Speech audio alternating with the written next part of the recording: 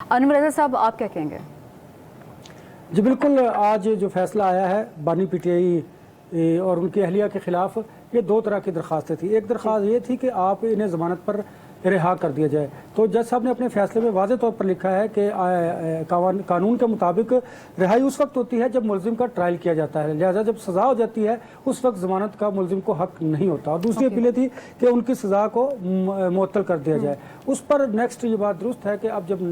جب دوبارہ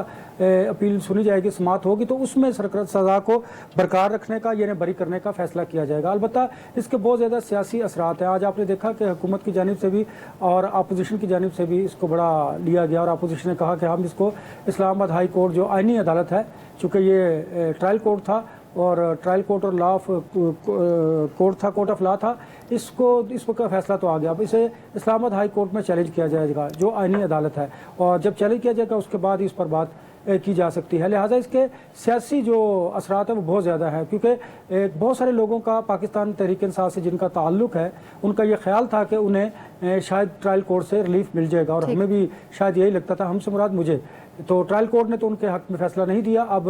جب عدالت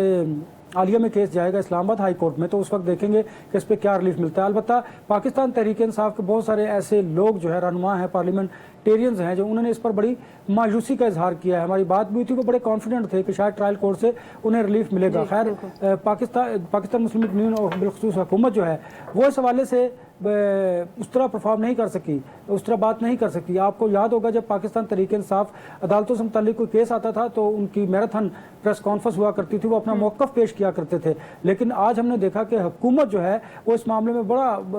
بالکل خاموش رہی۔ اس طرح ان کے وزراء نے اس طرح بات نہیں کی جس طرح پہلے کیا کرتے تھے، انہیں اس پر بات کرنی چاہیے تھی، کیونکہ اگر آپ اس سیاسی طور پر اگر آپ مائلیج لینا چاہتے تھے تو آپ اس پر بات کر سکتے تھے۔ اس کے تین پہلو تھے، قانونی پہلوؤں پر اعظم نذیر طاہر صاحب نے آج ایک سیمینار میں تو بات کی ہے، وزیر اطلاعات سیاست پر بات کر سکتے تھے، اور اس کے جو باقی لا اینڈ آرڈر کی صورتحال پر انٹیریئر منسٹر بھی بات کر سکتے، لیکن کسی نے اس پر اس طرح توجہ نہیں دی۔ اس کی وجہ یہ بھی ہو سکتی تھی کہ شاید کٹ موشنز قومی اسمبلی میں پیش کیے جا رہے ہیں، مطالبات زر، وہ بڑا امپورٹنٹ ہے کیونکہ 29 کو بجٹ پاس بھی ہونا ہے، منظور بھی ہونا ہے، فنانس بل کی منظوری کا مرحلہ ہے۔ تو جو پرائم منسٹر ہیں انہوں نے تمام جو پاکستان مسلم لیگ نون اور ان کے جو اتحادی ہیں، ان کے جو تمام پارلیمنٹیرینز ہیں، ان کو کہا ہوا کہ آپ اپنی حاضری کو یقینی بنائیں۔ البتہ ہماری جو پاکستان تحریک انصاف کے لوگوں سے بات ہوئی ہے، انہوں نے اس پر بڑی مایوسی کا اظہار کیا ہے، اور یہ مایوسی شاید بنتی بھی تھی کیونکہ انہیں یہ توقع تھی کہ ٹرائل کورٹ میں ان کے حق میں فیصلہ آ سکتا ہے۔ ٹھیک ہے۔